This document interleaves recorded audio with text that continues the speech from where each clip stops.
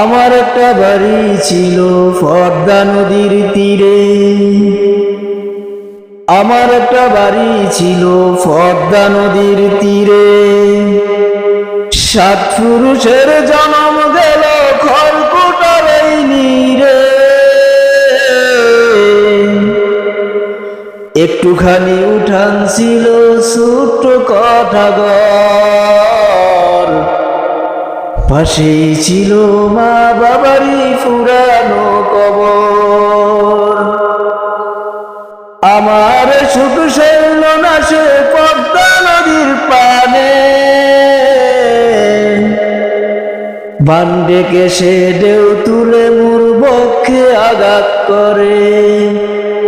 আমার একটা বাড়ি ছিল পদ্মা নদীর তীরে। 7 পুরুষের জন্ম